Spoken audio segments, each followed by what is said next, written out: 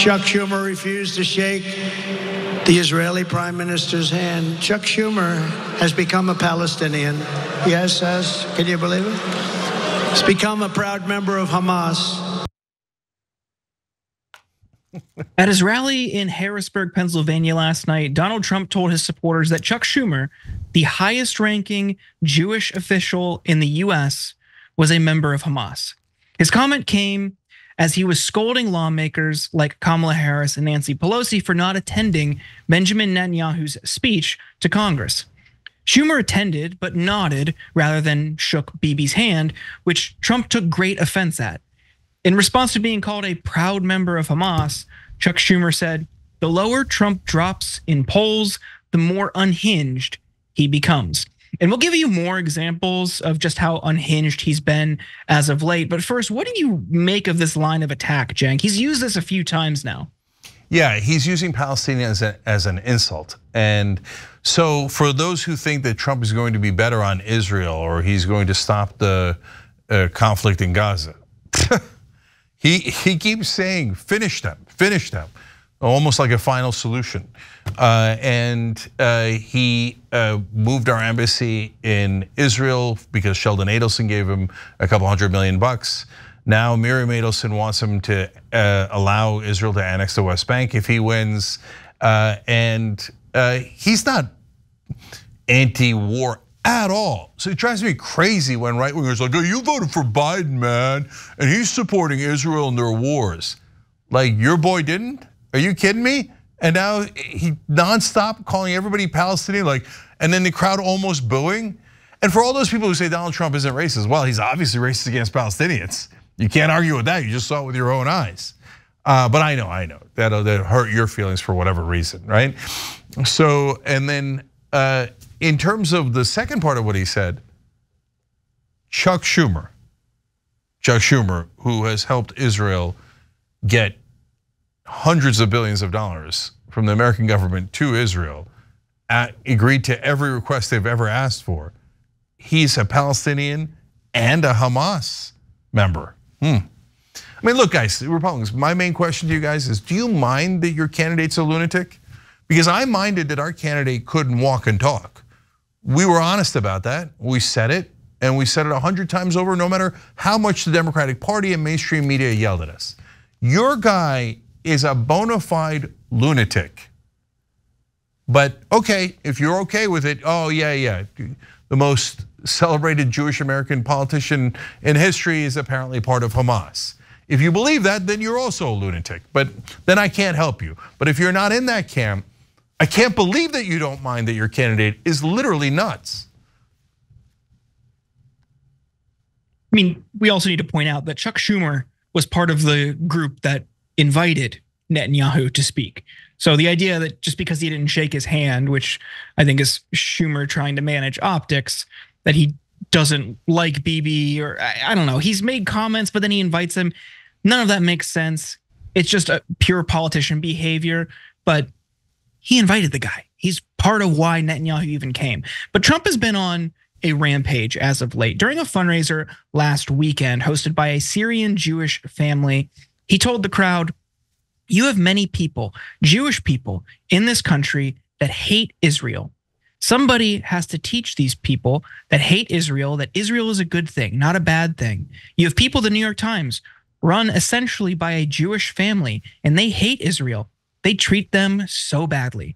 He claimed if Jewish people don't vote for Republicans, you're not going to have Israel for very long, and insisted that October 7th wouldn't have happened if he were in office. He also likes to tell Jewish Americans how dumb they are. Here he is earlier this week with Laura Ingraham. Take a look. Jewish people, if you're Jewish and you vote for Biden or the Democrats or Kamala or whoever's going to run, I guess it's going to be her. But if you voted for her or the Democrats, you should have your head examined, because nobody's ever been treated so badly by this. This administration is destroying Israel, et cetera, et cetera. He also agreed with a right-wing radio host who called Kamala Harris's husband, Doug Emhoff, a, quote, crappy Jew. Take a look. Number one, she doesn't like Israel. Number two, she doesn't like Jewish people. You know it.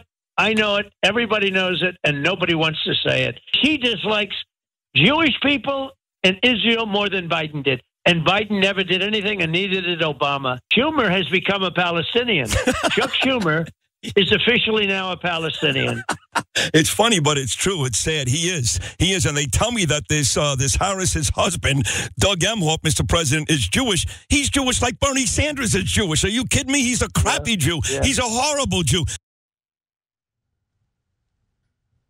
Cenk, with all of the pearl clutching on the right over the rise of anti-Semitism in this country, how does this not get met with the same furor? Yeah. Because look, a lot of the establishment is not in favor of Jewish people. They're in favor of Israel. There's a big difference. 75% of Jewish Americans vote Democratic. They voted against Trump twice. That's why he's so mad, right? You have to separate out those two things. Israel is a government, and governments do a lot of wrong things, especially when you have right-wing fascists in charge. So criticizing Israel makes sense. Going after Jewish people doesn't make any sense. But Trump does it in reverse. He's like, these Jews, they're no good. They're no good. They're Palestinians. They're terrorists. I hate them. They're stupid. Okay, but I love Israel. Okay, do you? Or do you love the money that comes from right-wing donors to make you support Israel? Because I don't get a lot of love for Jewish people when Donald Trump speaks. I know, guys, I know his daughter married a Jewish guy and apparently that absolved him. But if that absolves him, Kamala Harris's husband is Jewish. So the idea that she hates Jews seems a little counterintuitive, okay? So yeah, if Democrats did anything like this, there'd be a huge brouhaha. But when Republicans do it, everybody says, especially Trump, they're like, oh yeah, he's saying wildly anti-Semitic things, anti-Palestinian things. But it's Tuesday because we all know that the Republican candidate is a lunatic. So we shouldn't have gotten used to that, and we kind of did. Try to imagine for a second if Ilhan Omar said that somebody was a crappy Jew. Just think about it for a second. What the reaction would look like from the right, but also from the Democrats. How much money would be spent in the next cycle to try to unseat her? It would be unthinkable.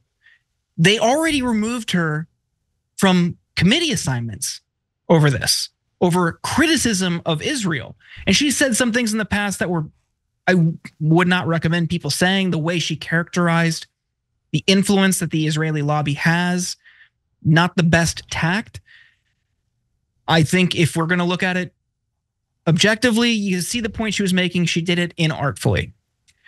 Rashida Tlaib, same thing. Criticized the influence that the Israeli lobby has over our American political system, and huge backlash. For Trump to go out and say this, and it's crickets from groups like AIPAC, shows, like you're saying, Cenk, what this is really about. It's not, when they deploy accusations of anti-Semitism toward people like Ilhan Omar and Rashida Tlaib, it is in most cases a way to blunt criticism of Israel, criticism of Israel's military and what they're doing. And you saw that deployed especially since October 7th. Protests were described as anti-Semitic. It isn't about the language that people are using, it's about the purpose and what their goal is. And when you have people like Elon Musk, who's openly sharing anti-Semitic conspiracy theories and agreeing with them, all it took was for him to meet with them, buddy with the guy who runs it, I can't remember his name right now. But then the next week, it's like, thank you for being a leader and fighting anti-Semitism. He just pushed like the quintessential anti-Semitic conspiracy theory a week prior. You think this is somebody who's a changed man simply because he wants you off their back? Like, they don't care when it's convenient for them, and the person supports whatever the Israeli government does. And you see it here. You mean Jonathan Greenblatt from ADL? That's what I meant, yes. Yeah, so look guys, again, last thing here. Don't make the mistake the right wing does. Israel and Jewish people are not synonymous. I get it, Israel calls themselves a Jewish state, I get it. But hey, Iran calls themselves a Muslim state, that doesn't make it so, right? That doesn't mean they represent 1.6 billion Muslims in the world, they most certainly do not, okay? And same thing with Saudi Arabia. So But my main point here is the people in power that are getting funded by AIPAC, Adelson's, et cetera, they do the same thing with other lobbies, drug companies, oil companies, et cetera. I've said it 100 times, right? And it's because it's true. But they don't actually care about Israel, let alone Jewish people. I mean, that's obvious, right? Trump is now deciding who's a crappy Jew based on whether they voted for him or not. I mean, we've just said it, but it's obvious if Ilhan Omar had said that she would be, driven out of town. But the power structure here, and Israel made this deal basically with evangelical Christians to begin with, to give you the background on this, is we don't really care what you think about Jewish Americans, Jewish people overall at all. You could be as hateful and anti-Semitic as you like, as long as you back Israel. And I hate that deal. I want people to support Jewish folks, not some random right-wing government pretending to represent all of them, okay?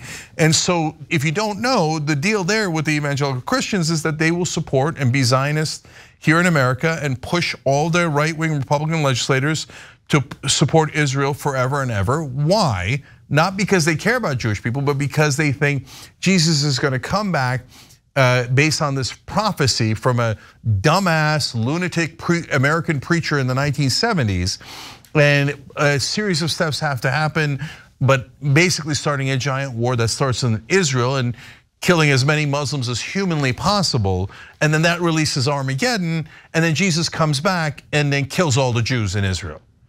So the evangelical Christians, the lunatics that believe this, think, oh man, I can't wait for all the Jews to die when Jesus comes back, but we love Israel. We love Israel because that's what we think is necessary for these things to unfold. Meanwhile, Ariel Sharon said this back when he was alive.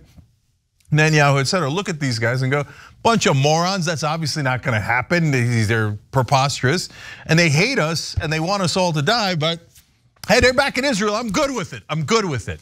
So you have created this anti-Semitic monster and you think you can control it. Well, here's Donald Trump. Does he look controllable to you? So this is a terrible strategy, even for Israel, and definitely a terrible strategy for Jews across the world and in this country. And they make it obvious every day by saying outrageous slurs against Jewish politicians and anyone who doesn't support Israel for whatever reason, but it ain't to actually support Jewish people. One point on that, you're talking about this Christian Zionist phenomenon. John Hagee, that mega church pastor, blamed Jews for the Holocaust, which is absurd, just patently absurd on its face, and was still invited to the March for Israel in November of last year because, like you're saying, he has this end world scenario that revolves around Israel being an ethno-state and protecting it. And it's ludicrous that someone would even be involved despite those comments, but that they aren't decrying him as anti-Semitic because he supports Israel in its current form. They're okay with it. And it shows what their ultimate priority is.